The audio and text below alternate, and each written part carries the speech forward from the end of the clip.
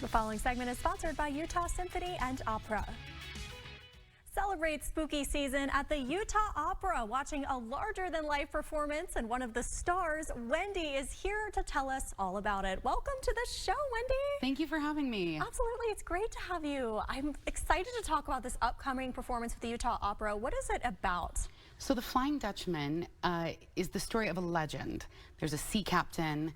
It's very spooky. He has sold his soul to the devil for good winds. Okay. So that he can make it around. There's a particularly bad storm as I'm telling the story. There's a terrible storm and he can't get around a cape. So he sells his soul to the devil. Wow. And in exchange, he can only step on land once every 7 years. Okay. And that one day every 7 years, to break the curse, he needs to find someone who will be true and loyal to him.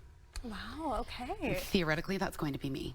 I love it. That's awesome. And this performance, what makes this different than kind of other ones that you've done in the past?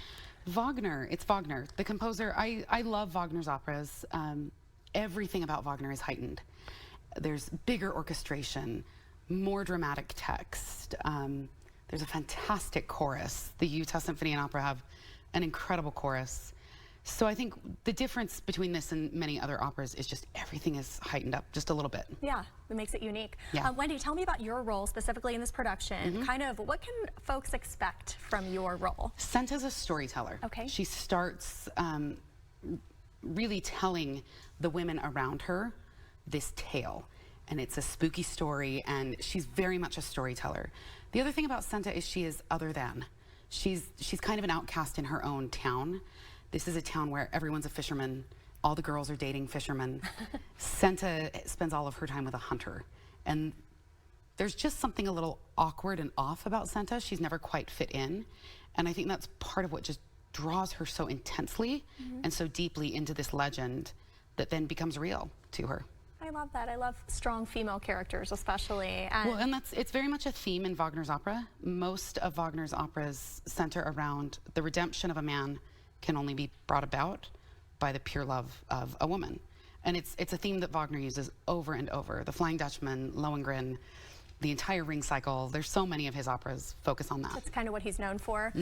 You grew up here in Utah, I did. which is so cool. And so how does it feel to be back performing? Oh, it feels so good to be back home. In so many ways, Utah's my musical home. I did the Salt Lake Children's Choir. I studied flute with Susan Goodfellow. I love how much support the arts have in Utah.